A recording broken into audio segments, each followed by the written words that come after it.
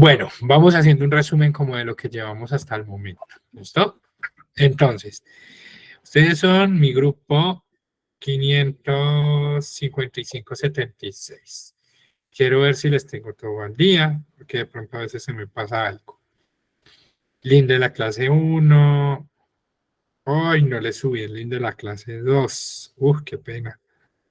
A ver, ya se los voy a colocar. Ah, que ya me acordé que como la clase de ustedes fue el viernes, no lo subí. No lo subí, pero creo que sí lo dejé acá en mi canal de YouTube. La clase fue el 8.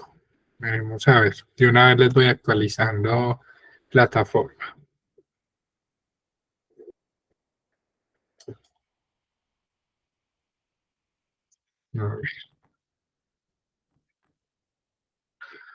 A ver, administración, planeación. Ah, sí, señores, veanlo acá. Ve, pero igual lo vieron. ¿Eh? Acá, ¿listo? Entonces acá lo dejo.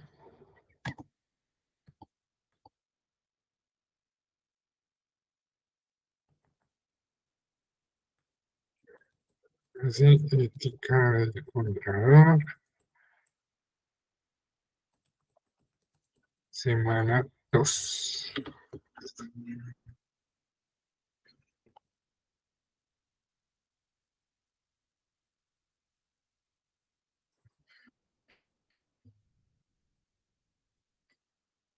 Vamos a mirar la primera entrega y una vez cambio la fecha. Bueno, no recuerdo cómo se las dejé. Se las dejé hasta el 20 de diciembre. Van 3 entregas. Les hago como el recorderis. El archivo lo tienen acá y es del estudio de caso de Salucop. ¿Listo? Voy a correr la fecha 4 días más como recomendación. La grabación también está en Calendar. Si a mí se me llega a pasar, no se van a confiar. No se van a confiar, chicos, que a veces se confían y me han dejado acumular todas las entregas para la séptima semana. Se cierra plataforma y ya, yo ya no les puedo ayudar. Se me sale ahí de las manos.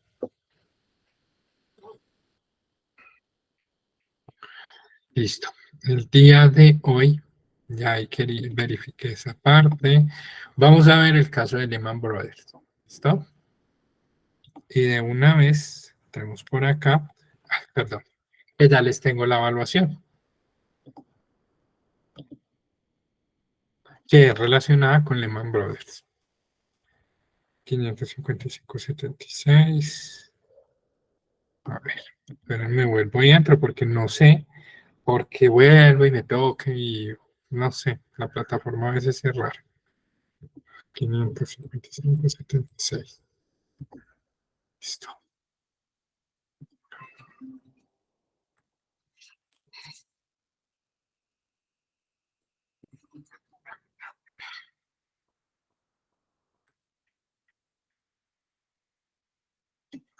Para hacer la evaluación, chicos, recuerden que primero tienen que hacer la evaluación docente.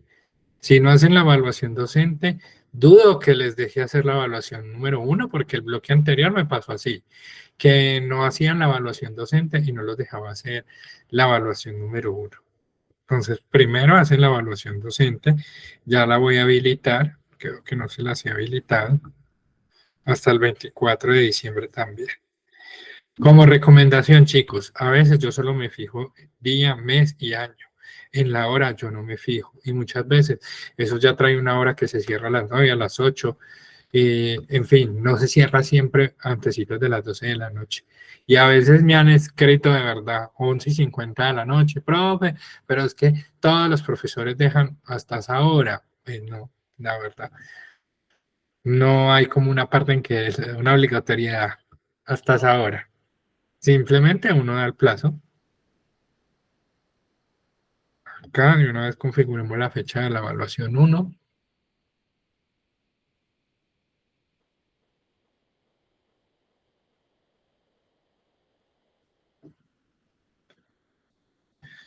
A ver, ¿hasta cuándo?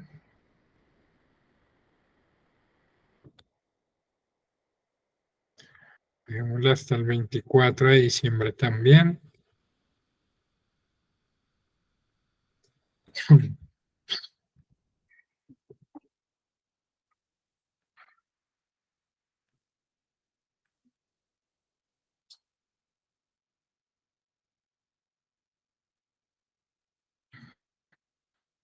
Listo.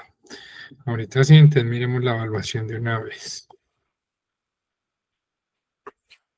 Y vamos a mirar en paralelo el caso de Lehman Brothers. Primero vamos a mirar las preguntas que les dejé como tal de la evaluación. Las leemos, las miramos, analizamos y pasamos a ver el caso de Lehman Brothers para que ustedes vean que no, pues no son, ¿cómo se podría decir? Que lo uno tiene que ver con lo otro, que las preguntas no me voy a salir de algo extraordinario. De pronto hay unas ocasiones donde sí les va a tocar ir a consultar en un Googleazo. Pregunta 1. ¿Cuál fue el papel de Lehman Brothers en la crisis financiera en el 2008?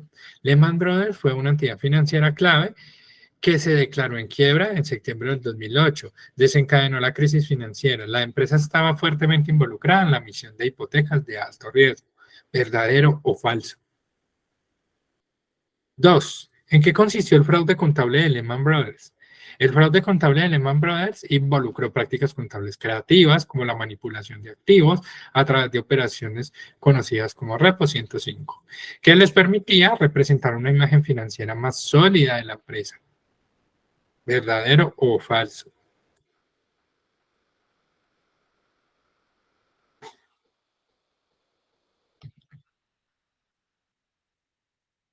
3. ¿Qué era el Repo 105 y cómo se utilizó en el fraude? El Repo 105 era una operación financiera que permitía a Lehman Brothers sí, temporariamente retirar activos de su balance para mejorar sus ratios financieros, antes de la presentación de informes. Estos activos se devolvían después a los informes. ¿Verdadero o falso? Ya es decisión de lo que ustedes me escuchen, lean o encuentren. ¿Cuál fue el impacto del fraude de Lehman Brothers en la economía global? La quiebra de Lehman Brothers desencadenó un pánico en los mercados financieros, contribuyó significativamente a la crisis global de 2008, afectando las instituciones financieras, inversionistas y la economía general. Y la pregunta 5.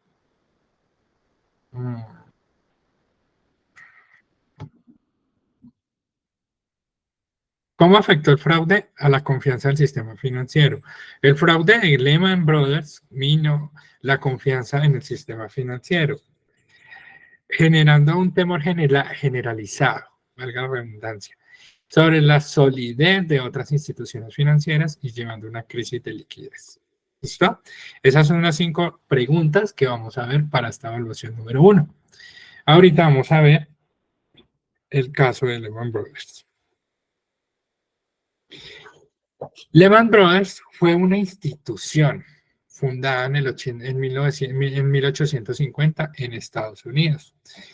Esta ofrecía servicios financieros entre los cuales estaban banca de inversión, gestión de activos financieros e inversión en renta fija, banca comercial, gestión de inversiones y servicios bancarios. En general, tómese en Lehman Brothers como un banco, ¿listo? Como un banco como tal que ofrecía distintos títulos valores para negociar en el mercado. En un principio se dedicaron a la comercialización de algodón. Miren desde dónde comenzó o arrancó Lehman Brothers, el cual por aquel entonces estaba con precios altos, hasta el punto de convertirse en una de las mayores comercializadoras de algodón en Alabama, región donde se consolidó Lehman Brothers. Tiempo después se trasladaron a la región de Nueva York, donde se consolidaron en la comercialización de algodón en el mercado de commodities, como un tipo de bono, llamémoslo así. Del 84 al 30, la empresa se dedicó a diversificar su actividad económica, entrando a mercados de café, tabaco, ferrocarriles, radio y televisión, a través de una asociación con Radio Corporation of America. Se asociaron con esta entidad, entraron en un mercado diverso como tal, comenzaron de algodón, entraron al café, al tabaco, ferrocarriles, radio y televisión. Quiere decir que su portafolio de inversión lo extendieron. Para la década de 1970, Lehman Brothers adquirió a la entidad financiera Abraham Co. Además, se fusionó con Kullow Co. Gracias a estas operaciones se consolidó como el cuarto banco de inversiones más grande de los Estados Unidos. ¿Sí? Fue un banco muy bien posicionado, pero todo lo que sube, mal administrado, cae rápidamente en cualquier momento.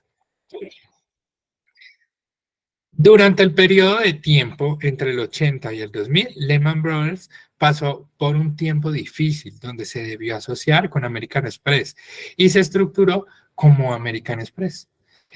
Pero para el 2000 decidió disuadir la asociación y consolidarse finalmente como Lehman Brothers Holding. ¿Qué quiere decir ese holding? Que era Lehman Brothers, pero tenía como otros hijitos por ahí donde hacían otras operaciones, como un grupo empresarial. Ya para el año 2007 se vio gravemente afectada por la crisis económica desencadenada por el crédito subprime. En el 2008, Josh McGregor declaró tener pérdidas por un valor aproximado de 2.800 millones de dólares, lo cual llevó a la empresa a tener que vender 6.000 millones de dólares en activos y a despedir al 6% de sus empleados, equivalente a 1.500 personas.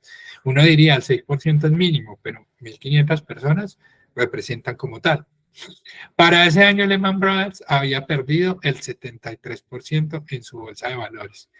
Despide el 6%, vende 6.000 millones de activos, pero pierde el 73% en su bolsa, en la bolsa como tal, quedándole un remanente del 17%, 80, 90, 27%, 7, 8, 9, 6, sí. Para septiembre 15 del 2008, Lehman Brothers se declaró en quiebra ante el juzgado norteamericano, donde renunció a la posibilidad de que fuera comprada por el Bank of America y en Barclays. Llegó a acumular pasivos por un valor de 613.000 millones de dólares. El 6 de enero de 2012 abandona la protección de ley de quiebras y empezó a pagar a sus acreedores 22.000 millones de dólares como parte del proceso de total liquidación de sus activos. Hasta ahí listo, ya conocemos como tal la crisis financiera que ocurrió, qué pasó, por qué lo hicieron y demás. Ahorita entramos a ver la maniobra o la contabilidad creativa que hizo Lehman Brothers para bajando, por debajeando la ética y la moral de ellos mismos. El colapso de Lehman en septiembre del 2008 fue la consecuencia de una fatal combinación de intrincadas reglas contables, derivados complejos de avaricia, apalancamiento excesivo y la complacencia de las agencias calificadoras. Cuando hablamos de agencias calificadoras, tómenlo como data crédito. Avaricia y apalancamiento excesivo, quiere decir que estaban como en tan buen nivel que siempre creyeron que iban a estar ahí y nunca iban a caer. Y empezaron a desarrollar y a acumular y acumular. La maniobra contable más importante que realizó Lehman Brothers fue la Repo 105, los cuales no se reflejaban en los libros, sino que eran registradas como el tratamiento de ventas plenas en los activos financieros. ¿Qué quiere decir? Que ese Repo 105 o esa operación no se reflejaba o no tenía una imagen fiel, que el contador no lo dejaba, sino que lo dejaban como una venta. Quiere decir que lo dejaban en un ingreso contra una cuenta por cobrar o contra el banco, incrementando el estado de resultados, incrementando el activo en su posición financiera. Lehman Brothers no ocultaba la deuda a través de filiales, sino que simplemente desaparecía del balance general, pues no consideraba su financiación. Es decir, que a través de omitir pasivos, estabilizaban su situación financiera, dentro del cual en el momento en que eliminaban sus pasivos, tenían un activo tan bonito generado por una fachada que en el cual se veía todo perfecto y era muy apetecida en el mercado como tal. Estas eran registradas como ventas plenas de la... perdón. Los repos le permitieron desapalancarse con el fin de que su nota crediticia no se viera afectada por las calificadoras de riesgo. Escondían su deuda. Lo que consistía era que por cada $100 que ellos recibían, debían entregar $105 en activos en garantía. Cuando hablan de las calificadoras, quiere decir que para que no les afectara su capacidad de endeudamiento, tenían una fachada en el cual sí cubrían sus deudas como tal y tenían un buen posicionamiento financiero. En donde en vez de ser consideradas como una financiación garantizada, eran registradas como ventas plenas del activo cedido en la garantía. Es decir, una garantía no puede ser un ingreso como tal, pero esa garantía no la tenían como un activo, sino que la tenían era como una venta plena cedido a la garantía. Es decir, maquillaban el poder tener algo ahí hasta que le hicieran la reclamación como una garantía para dejarlo como un ingreso, lo que les permitía conseguir efectivo sin tener que ser registrados en el balance de la entidad financiera. Cuando recibían el efectivo, amortizaban la deuda a corto plazo, lo que les permitía mostrar una disminución de la deuda y no reconocer los repos. Es decir, no reconocían una actividad, pero aumentaban o disminuían su activo y su pasivo. ¿Para qué? Para mejorar su capacidad de endeudamiento y su flujo de caja supuestamente sobre papel, sin tener que tocar los repos 105.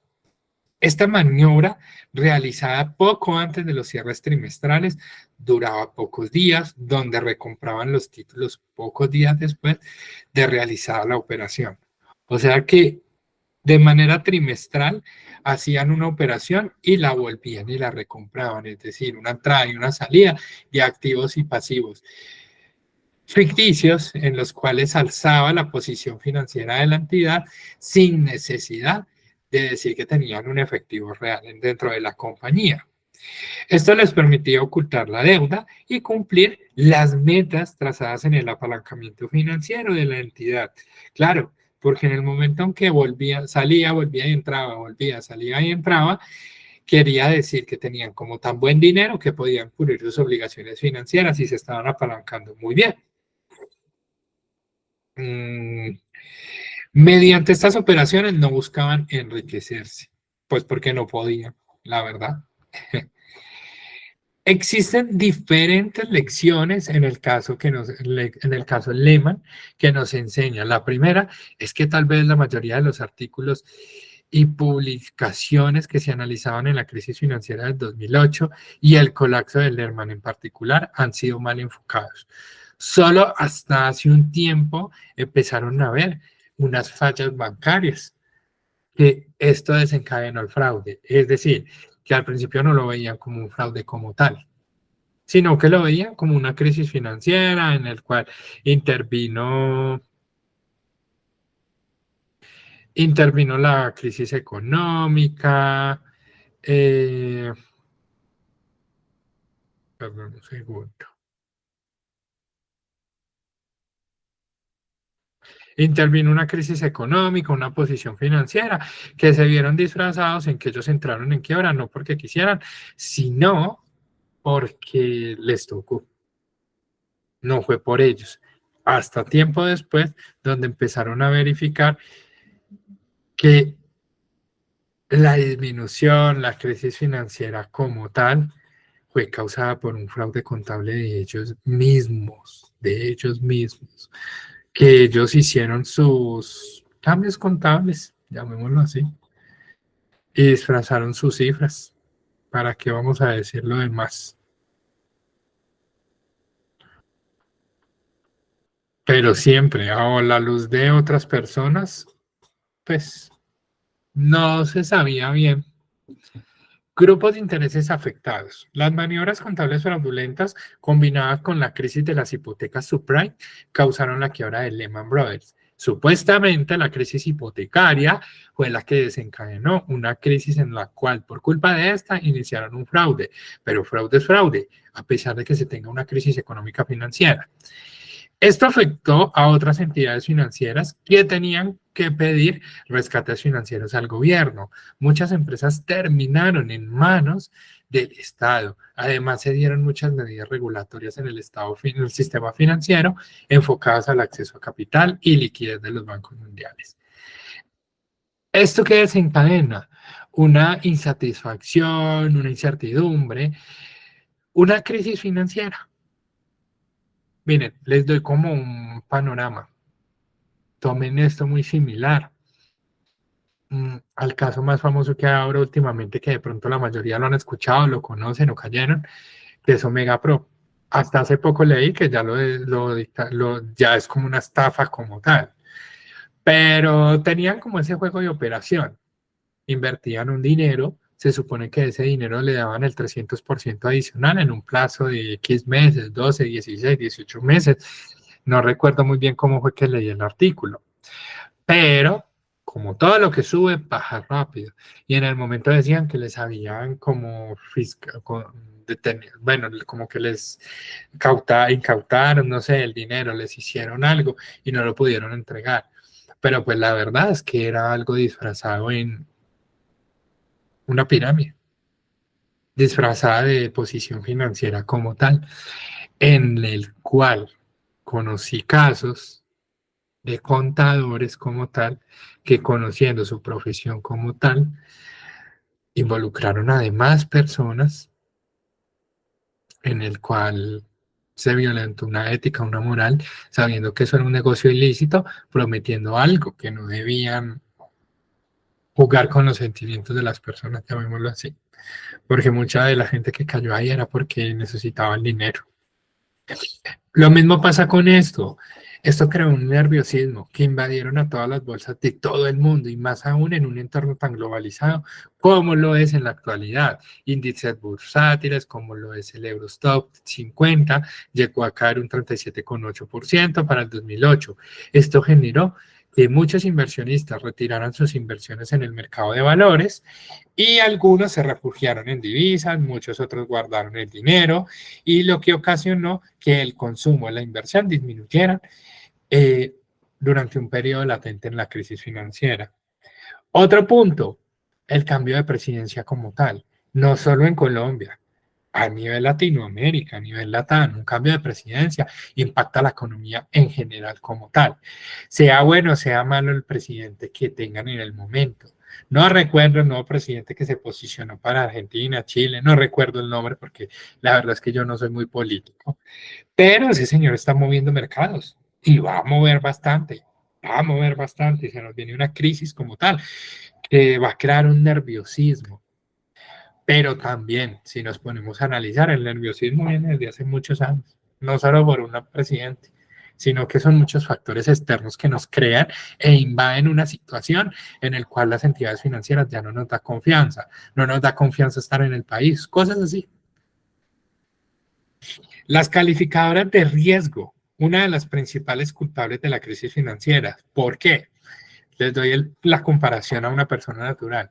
Si una persona natural va y pide un préstamo y data crédito, falsifica su porcentaje o su escala crediticia como tal, le van a dar un crédito grande sabiendo que está sumamente endeudado como tal.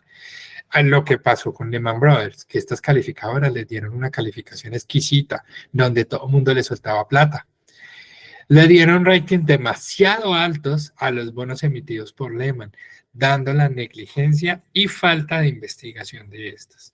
Esto generó desconfianza entre los inversionistas, los cuales dudaban de las calificadoras de riesgos. Las grandes potencias mundiales reportaron grandes tasas de desempleo ocasionadas por la crisis del 2008, donde países como Estados Unidos tenían una elevada tasa de desempleo, algo totalmente atípico en un país como esos, es una potencia mundial, aunque mucho más de estos, que el 21,2%, de España, la Unión Europea, que se vio gravemente golpeada por la crisis en estos países como España, Portugal, Italia, Grecia, Irlanda, entraron en una recesión y tuvieron que ser rescatados o mirar cómo iban a salir adelante. De estos, grandes financieras y bancos que negociaban con bonos emitidos por Lehman se vieron gravemente afectados también por la quiebra de esta, ya que sus clientes tuvieron millonarias pérdidas por falta de asesoramiento y de conocimiento. Un ejemplo es el Banco Santander, el cual tenía alrededor de 500 millones de euros de clientes. Según los datos del Fondo Monetario, el Producto Interno Bruto Mundial sufrió una concentración del 0,7 en el 2009 y las economías avanzadas el saldo negativo fue del 3,7. ¿Qué consecuencias se tuvo para los implicados? Por parte del CEO de Lehman, Dick Full niega cualquier reminiscencia del uso de las transacciones repos. ¿Cómo va a negar algo que sí existió? Entonces, ¿por qué ocurrió? Los antiguos CEO de Lehman, que fueron Chris, Erin and Ian, sin excepción alguna, los antiguos directores de Lehman no sabían nada acerca del programa Repo 105 ni de sus transacciones. Eso no se cree. Eso no se cree. Que lo quieran negar es otra cosa. Pero una posición, ¿cómo me van a decir que la posición más alta de la empresa no va a conocer el movimiento interno o que va a tener un transaccional de la entidad?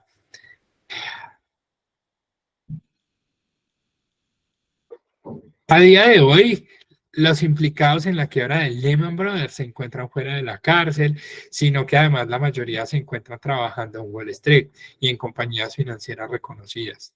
Que aquí entra lo que yo les decía, tengo muchos compañeros que han cometido, o conocidos, compañeros no, conocidos que han cometido fraudes. Han salido de la empresa libres. Y yo no sé cómo encuentran trabajo tan rápido, mientras que otras personas se demoran tiempo en conseguir. Por parte de McDade, ayudó a Berkeley a absorber la división bancaria de Lehman tras su adquisición, llevada a cabo apenas unas semanas después de la quiebra. A Scott Frey, el exdirector administrativo, le fue aún mejor. Ahora es el consejero delegado para Europa del Fondo de Inversión radicado en Biden. ¿Cómo sucede? No sé. Algunos de los antiguos directivos han tenido que encarar procesos civiles, pero nadie ha presentado cargos penales contra ellos. Oficialmente existe una investigación federal en marcha, aunque permanece en la más estricta discreción. ¿Por qué? Pues ya yo creo que todos de pronto podemos asumir una, como, ¿cómo les digo yo? Como el por qué es tan discreción como tal. Entonces, miren, con esto que acabamos de ver, que les comenté, se contestan esas 5 preguntas. La primera, ¿cuál fue el papel de Lehman Brothers en la crisis financiera del 2008? Fue una entidad financiera clave que se declaró en quiebra para el 2008, desencadenando una crisis en la cual estaba fuertemente involucrada la emisión de hipotecas de alto riesgo, que fue la crisis hipotecaria. ¿En qué consistió el fraude contable de Lehman Brothers? Ya ustedes dicen si es verdadero o falso. El fraude contable de Lehman Brothers involucró prácticas contables creativas, como la manipulación de activos a través de operaciones conocidas como Repo 105, que les permitía presentar una imagen financiera más sólida. Ya ahí yo sé que lo vimos. Pregunta 2. ¿Qué era el Repo 105 y cómo se utilizó en el fraude? Esta era una operación financiera que permitía temporariamente retirar activos de su balance para mejorar su posición financiera justo antes de la presentación de informes y que se devolvían después de los informes. ¿Verdadero o falso? ¿Y cuál fue el impacto del fraude de Lehman Brothers en la economía global? Ya lo vimos. Fue una crisis del 2008 afectando instituciones financieras, inversionistas y la economía en general. Y la última pregunta.